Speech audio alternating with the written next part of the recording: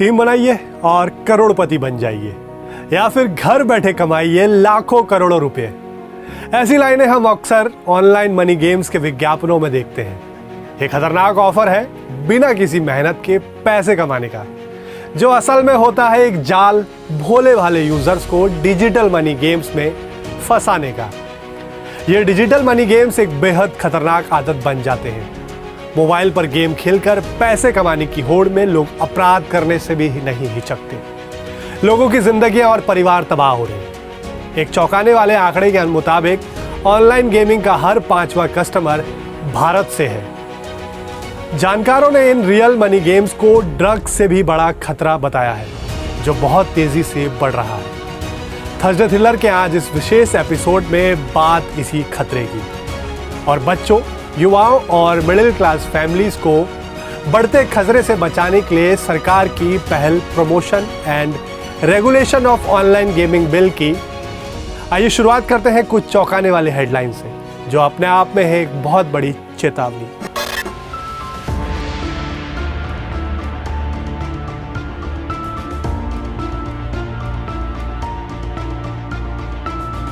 मेरे भाई ने भी ऑनलाइन गेम में सट्टा लगाया था, उसमें वो एक्सपायर हो गया और हमारा भी घर बर्बाद हो गया। हमारे जैसे घर बहुत सारे बर्बाद हो चुके हैं और मेरे पापा भी पहले एक्सपायर हो गए। और कोई नहीं, हम उसी के ऊपर डिपेंड थे, अब वो भी नहीं रहा। नागरिकों, खास तौर पर मिडिल क्लास परिवारों की जिंदगी से खेलने वाले ऐसे गेम्स को रियल मनी गेम्स कहा जाता है।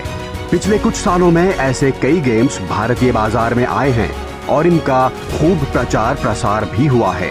आपने बड़े बड़े फिल्म स्टार्स और खिलाड़ियों को ऑनलाइन गेम्स का विज्ञापन करते देखा होगा। क्रिकेट और बाकी खेलों के कई ऐसे मोबाइल ऐप्स हैं जिसमें पैसे लगाकर टीम बनानी होती है और विज्ञापनों में ऐसा दिखाया जाता है कि सिर्फ 50 या 60 रुपए लगाकर आप करोड़ों रुपए जीत सकते हैं।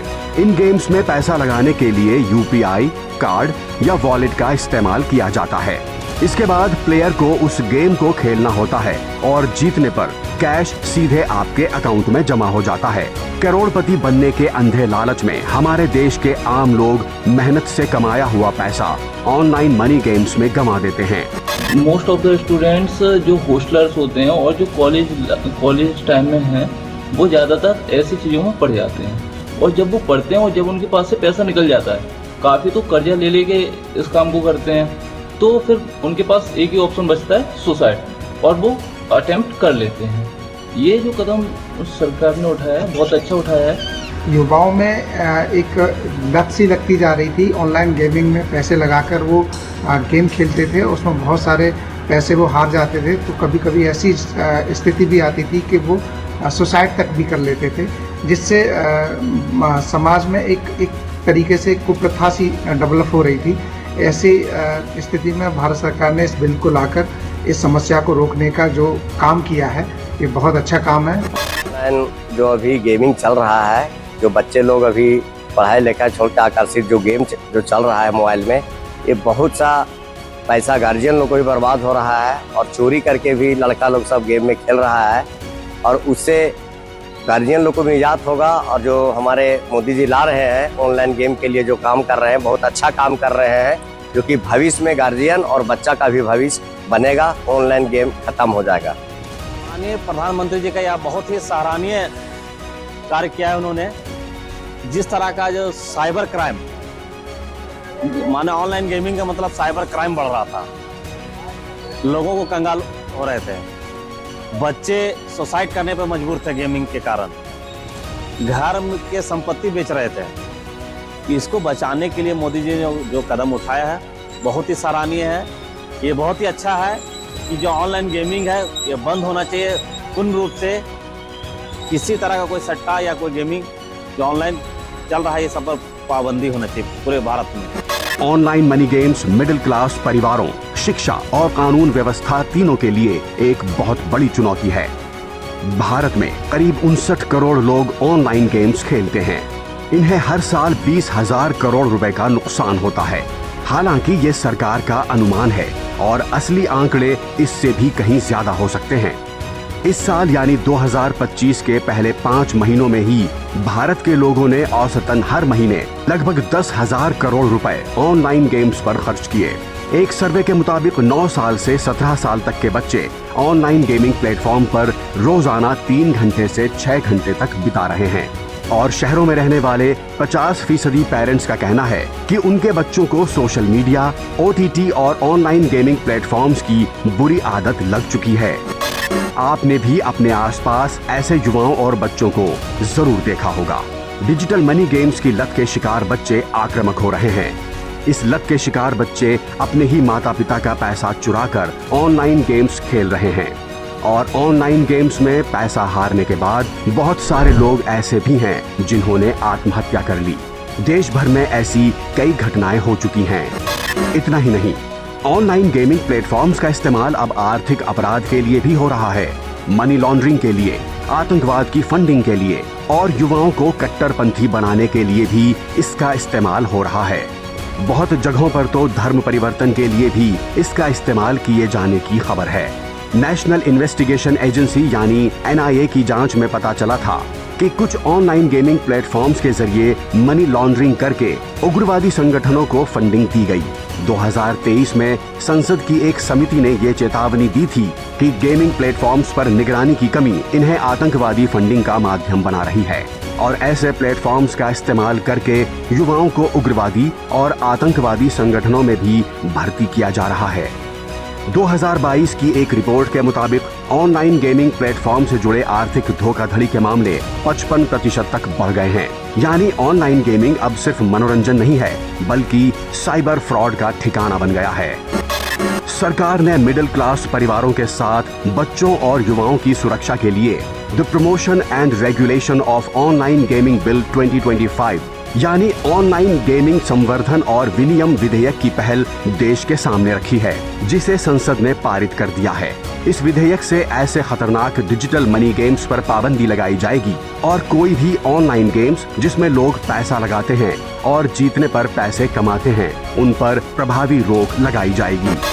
लेकिन जो तीसरा सेगमेंट है ऑनलाइन मनी गेम्स, इसके कारण सोसाइटी में बहुत बड़ी नुकसान हो रहा है और जगह जगह से देश भर से खबरें भी हैं और देश भर से जनप्रतिनिधि आते हैं, वो भी बार बार ये विषय रखते हैं। पार्लियामेंट में कई क्वेश्चंस आए, पार्लियामेंट में प्राइवेट मेंबर बिल भी आया। इस बिल में ऑनलाइन गेमिंग के, ऑनलाइन मनी गेमिंग के एडवर्टीजमेंट्स पर भी प्रतिबंध है और जो फाइनेंशियल ट्रांजैक्शंस करते हैं ऑनलाइन मनी गेमिंग के, उस पर भी प्रतिबंध है और इनके लिए बड़ी सज़ा का प्रावधान है। ये सरकार ने जो कार्य किया है बहुत ही सराहनीय है और अच्छा कार्य किया है। इससे जो बच्चे जिनको कई बार पता नहीं होता था, ऑनलाइन पेमेंट अपने माता पिता के अकाउंट से कर देते थे या चोरी से कर देते थे, जिससे कई घर बर्बाद हो चुके, कईयों ने सुसाइड कर लिया। इससे जो समाज के अंदर अच्छा संदेश जाएगा और जो ये बुराई है वो ख़त्म होगी।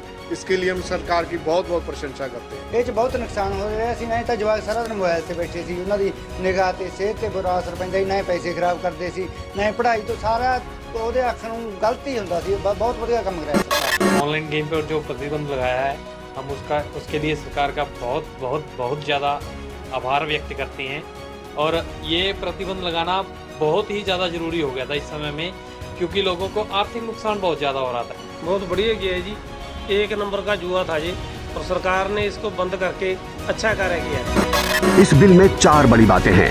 पहली बात, ऑनलाइन मनी गेम्स की सर्विस देना, उसे चलाना और यहाँ तक कि प्रचार करना भी गैर कानूनी होगा। दूसरा, अगर कोई ऑनलाइन मनी गेम्स ऑफर करता है या उसका प्रचार करता है तो उसे 3 साल तक की जेल और 1 करोड़ रुपए तक का जुर्माना या फिर जेल और जुर्माना दोनों हो सकता है। विज्ञापन चलाने पर 2 साल की जेल और 50 लाख रुपए तक का जुर्माना या फिर दोनों सजाएं मिल सकती हैं। तीसरा, ऐसे गेम्स खेलने वालों को कोई सजा नहीं दी जाएगी।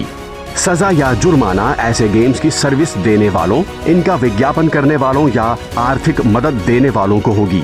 और चौथा, गेमिंग इंडस्ट्री को नियंत्रित करने के लिए एक अथॉरिटी बनाई जाएगी जो ये तय करेगी कि ऑनलाइन मनी गेम्स कौन से हैं और बिना पैसे वाले गेम्स यानी इलेक्ट्रॉनिक स्पोर्ट्स को बढ़ावा दिया जाएगा।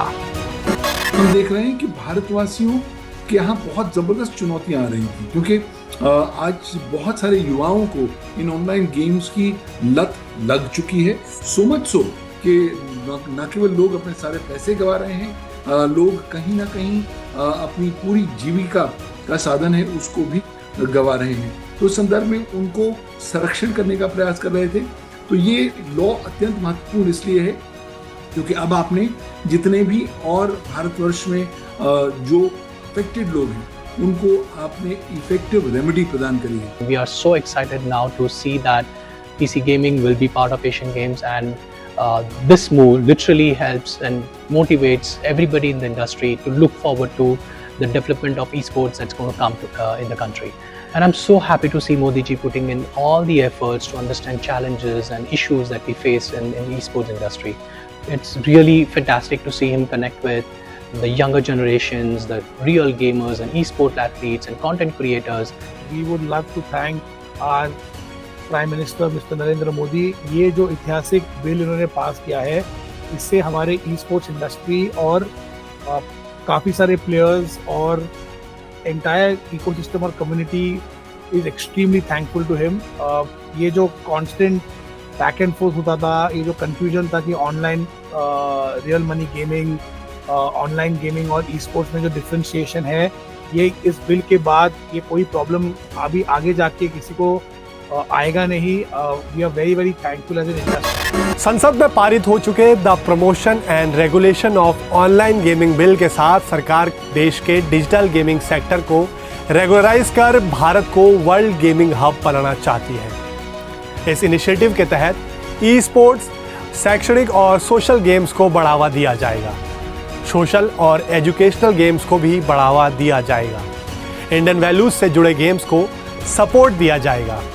स्पोर्ट्स मंत्रालय गाइडलाइंस बनाएगा। ट्रेनिंग अकादमी व रिसर्च सेंटर स्थापित होंगे। नेशनल ऑनलाइन गेम अथॉरिटी का गठन किया जाएगा, जो कि ग्रीवांस रिड्रेसल के साथ गाइडलाइंस भी जारी करेगी। साथ ही गेम कैटेगराइजेशन के साथ रजिस्ट्रेशन की व्यवस्था भी की जाएगी। इन तमाम पहलों के साथ भारत को एक प्रमुख क्रिएटिव इकोनॉमी के तौर पर स्थापित करना और बच्चों, युवाओं और मिडिल क्लास परिवारों को ऑनलाइन मनी गेम्स के खतरे से बचाना ही सरकार का एकमात्र उद्देश्य है।